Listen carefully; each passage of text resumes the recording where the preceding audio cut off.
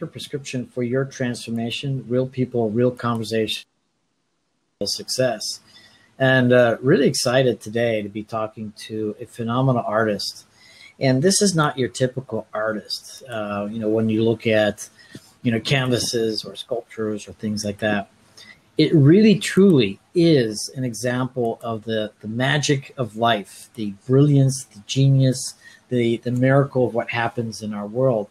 And it's that miracle that oftentimes we just simply take for granted, or we just simply don't notice.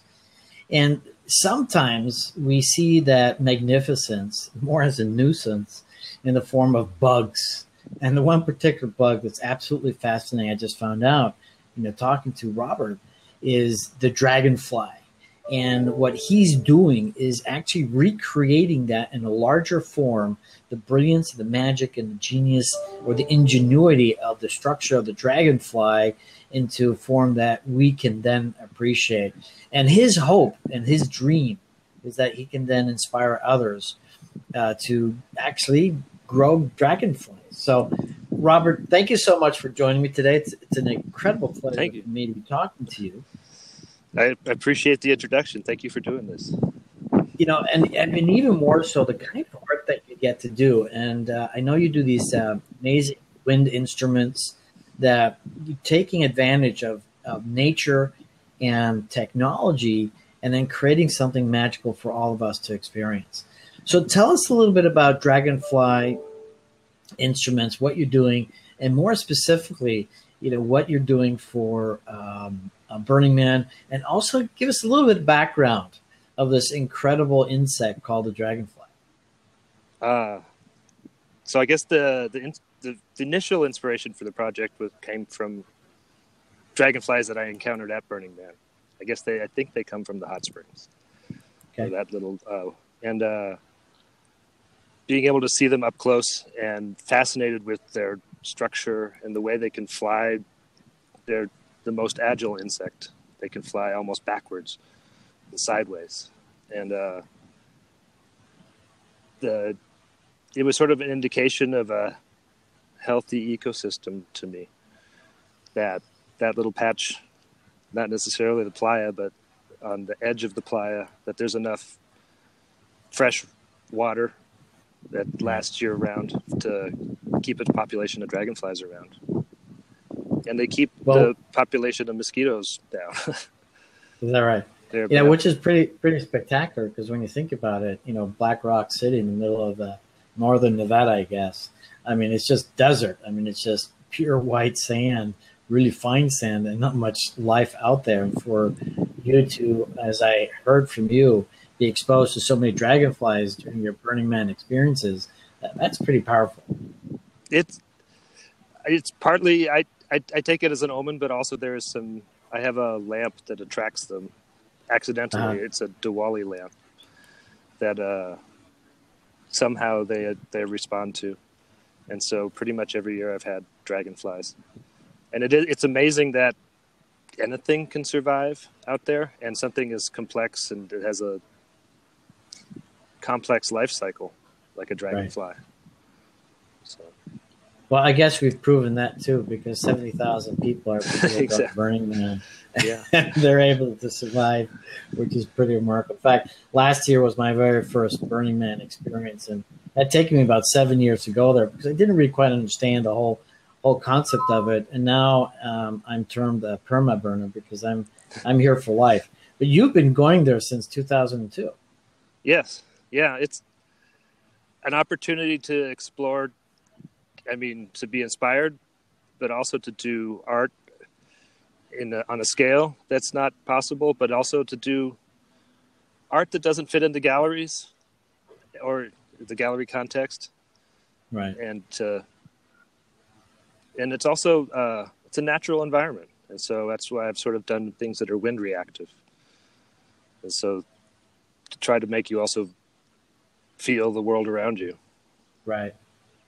I guess it's also art that doesn't fit in front of your driveway, right?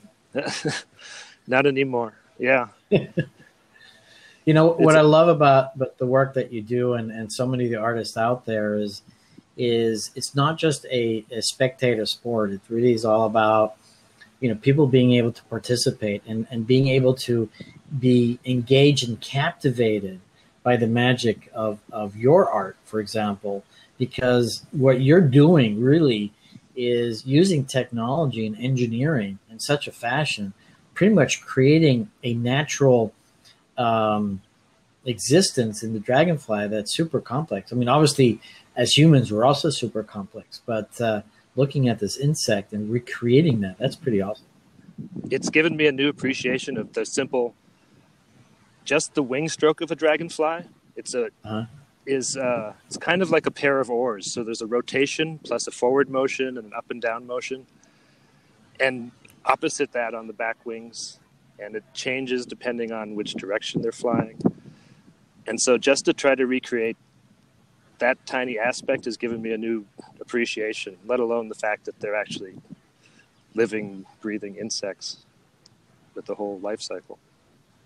And so, go ahead. So let's go ahead and look at some of your work, if that's okay. And I'm going to see if I can share my screen here. Try to do it the other day. It was a miserable failure, but I think this time it's going to work. There we go. Awesome. Cool. So why don't you guide us through some of these photographs that you... That's just the head and the thorax, basically, of a... There's going to be 5 dragonflies. Uh-huh. 3 of them with a 6-foot wingspan, 2 of them with a 12-foot wingspan. And so these are 2 of the smaller ones, just the head and the shoulders, or the thorax in this case. You can see a bit of the wing mechanism. Mm-hmm. Basically, there's some bearings at the very top of those. So that's where right here, I guess, right? Yes. Yeah. Right.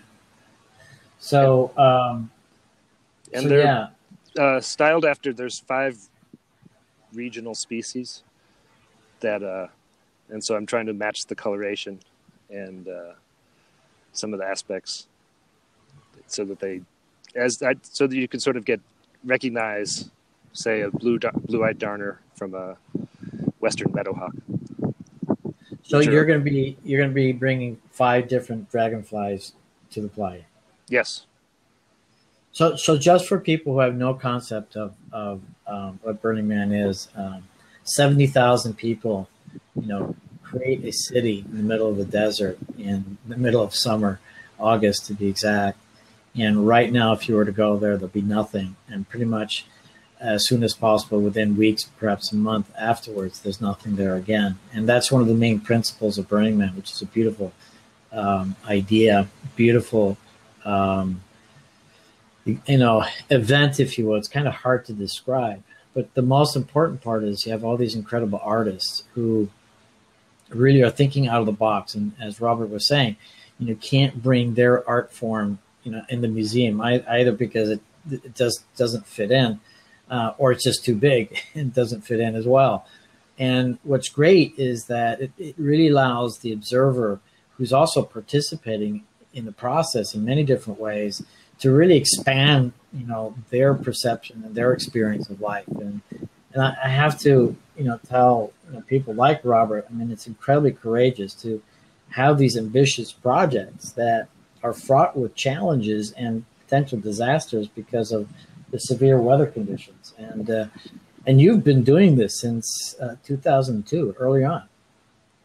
You learn a little bit more every year, but I laugh about when I actually do something in a gallery, it's air conditioned and there's a drinking fountain. Right. You can set something down and it won't blow away. Right. But the opportunity of Burning Man, it's like a beautiful blank canvas.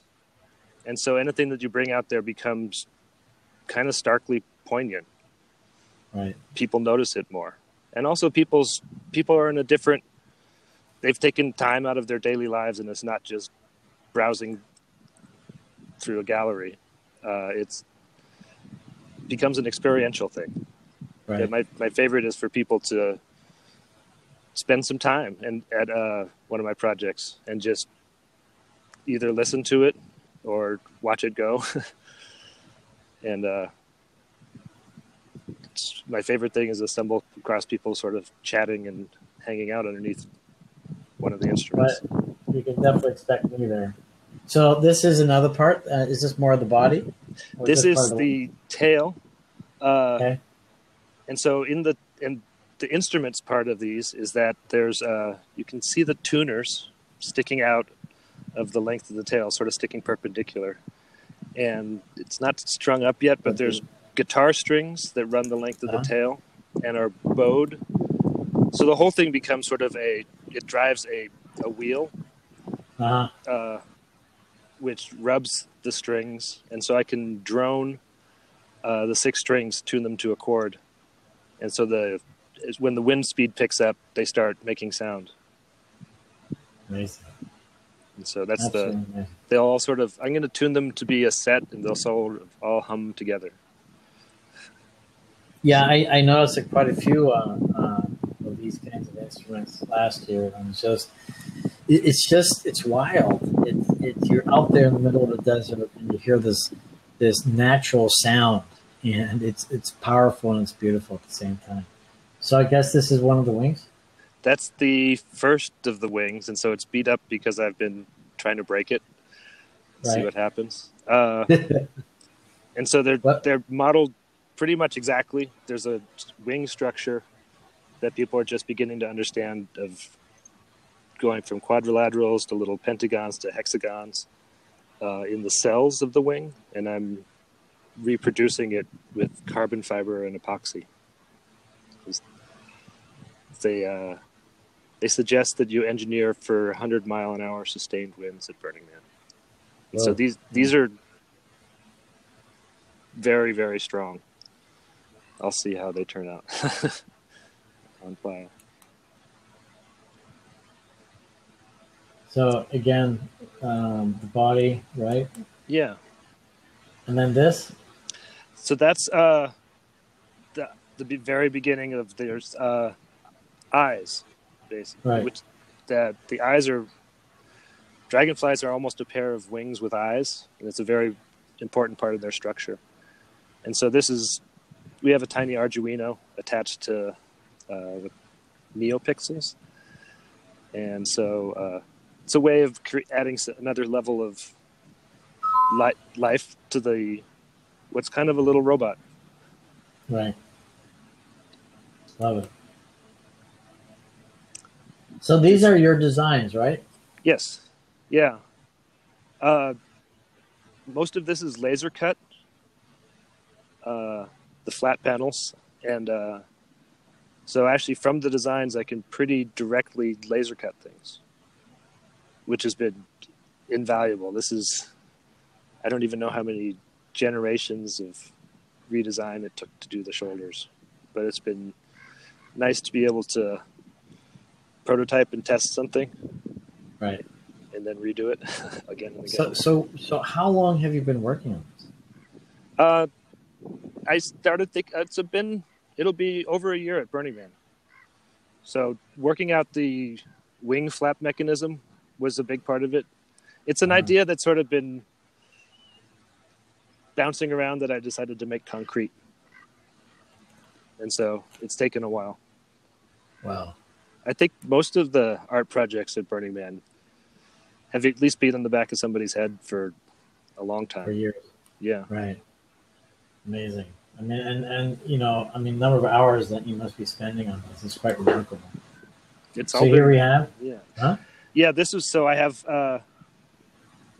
one there's sort of one that I've been working as it's like the test pilot model. Right. That I keep changing out.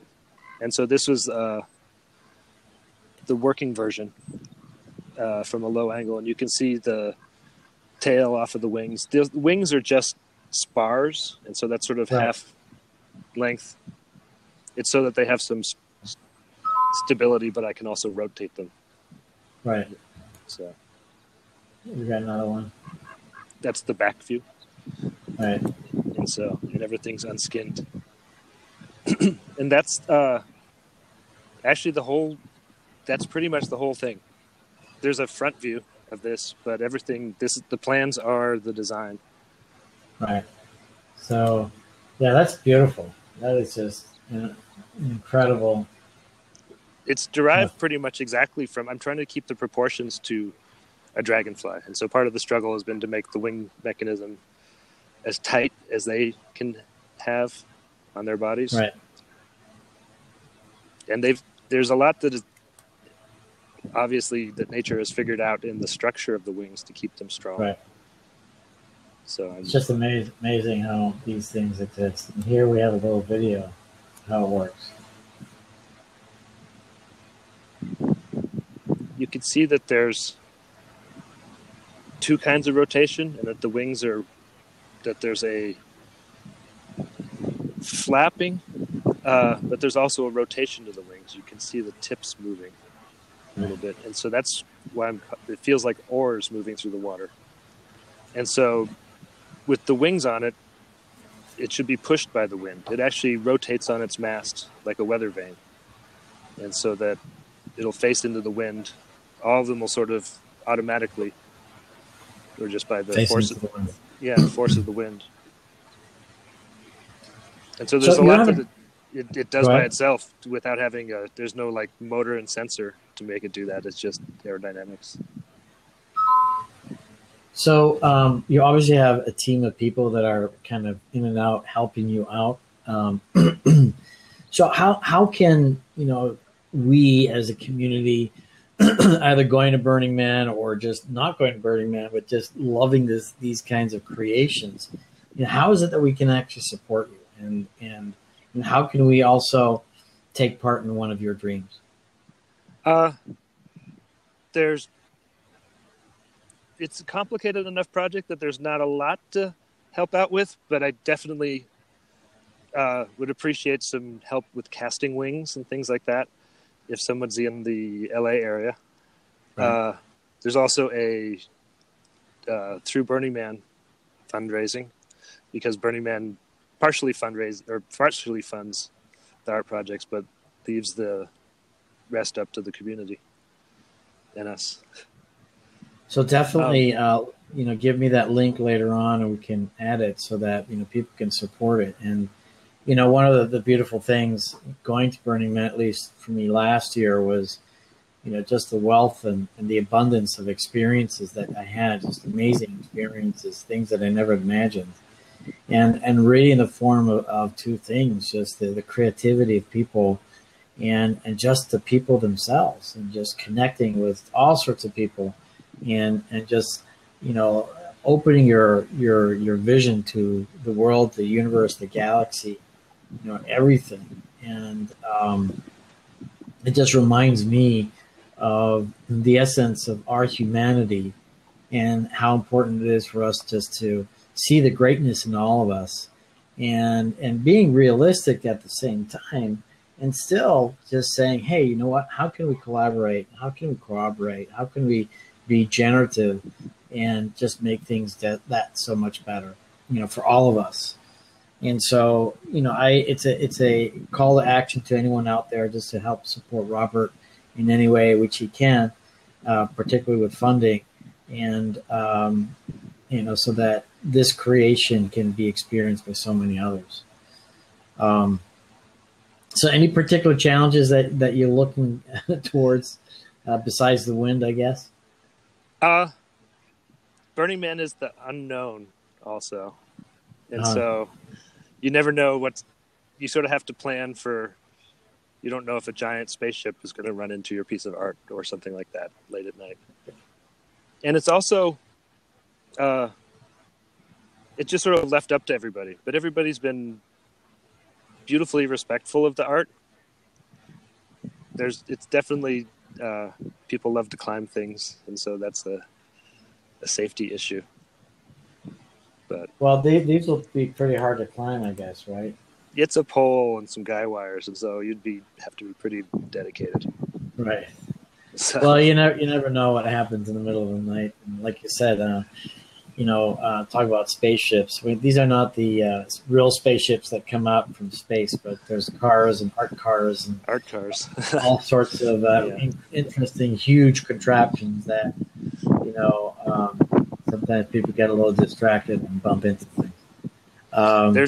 It's kind of a beautifully distracting event, because there's not just a handful of pieces of art that are designated, that everybody brings their art to their utmost to the event. Right. Whether it's costuming or performance or something like these sculptures. Right. So So just, we're going to slowly wrap it up, Robert, and just want to ask you a few more questions. How soon before the first day of Burning Man, which I think is around the 28th or something, do you start setting up? This one's pretty moderate. Previous projects we've done almost 2 weeks, but they start setting up in July. It depends on for things like the temple or the actual Burning Man itself. Most of these, depending on the scale of the project, we're hoping to get everything built beforehand and on Playa just assemble. Just assemble it. Yeah, that'll be the best thing, right? It's anything that you do on Playa, because of the heat and the wind and the fact that you're no electricity or water. So everything can take an extra long time. And so it's best to get it all done beforehand. Yeah, one of the principles for anybody who's listening in is called radical self-reliance. And so that basically means, there's no 7-Eleven or gas station you can go to pick up and buy some stuff. In fact, there's nothing for sale at Burning Man except for coffee and ice, and that's it. And that's what's wonderful about this experience. And for me, it's been transformative. And for me, the purpose of these interviews, especially for Robert and everyone else I've interviewed, is to find ways to get their talent, their genius, more exposure, so that people can also help and support them in their creative art. As artists, oftentimes we're so focused on the creation part, we sometimes lose sight of the practical aspects of it. And so that's why a community, we kind of sort of have an obligation to support you guys so that you can really, manifest things that we can only dream of.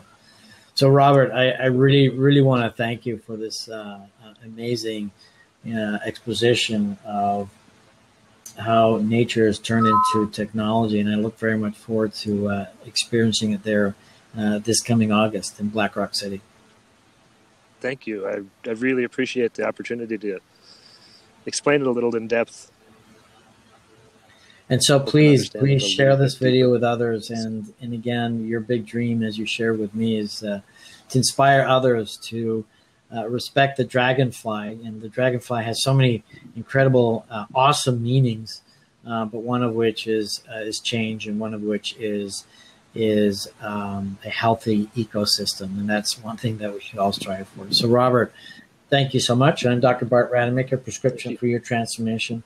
Real people, real conversations, real success. Really excited to be talking to Robert Hoehn from Dragonfly Instruments. Hopefully his website will be up, and so you can see some of his incredible art out there that is just a gem to experience. So thank you, and I'll be back on Thursday.